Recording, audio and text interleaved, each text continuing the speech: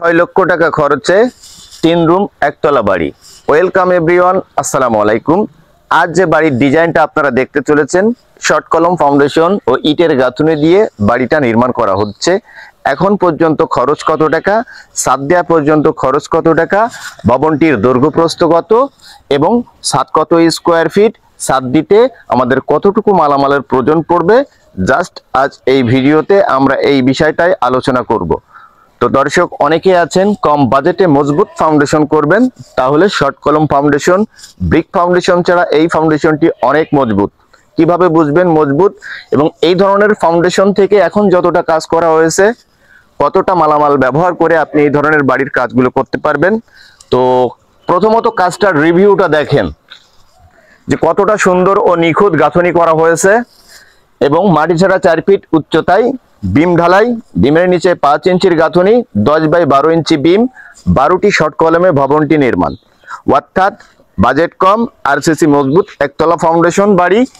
তো এই শর্ট কলম দিয়ে বাড়ি করতে পারেন। এখানে প্রত্যেকটি প্লার বেসের উপর থেকে গাঁথনি করা হয়েছে।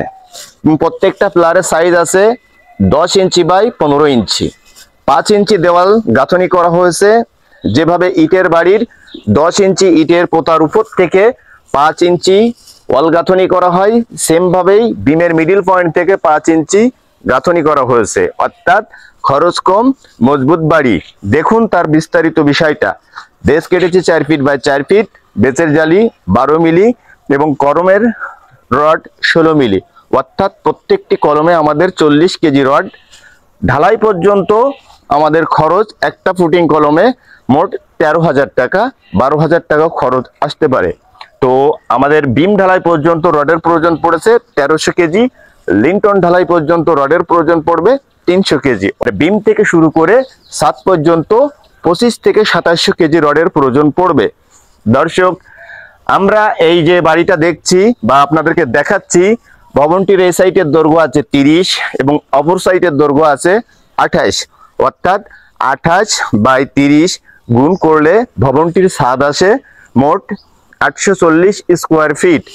ভবনটিতে থাকছে 3টা বেডরুম, একটি ডাইনিং, একটি কিচেন ও একটি টয়লেট, একটি সিঁড়ি রুম।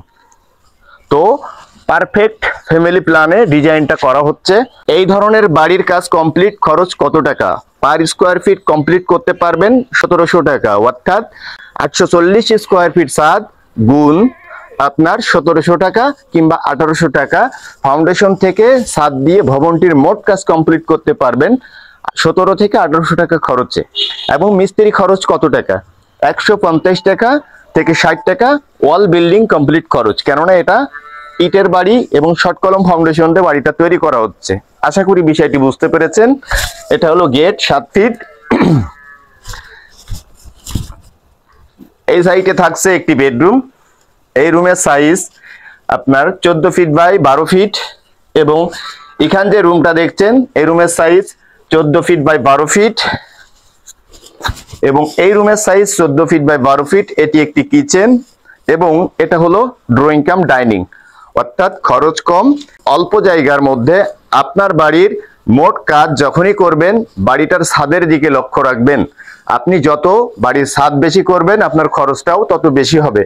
আপনি যত কম জায়গায় বাড়ির প্ল্যান করবেন, আপনার কাজটাও পারফেক্ট হবে, খরচটাও কম হবে।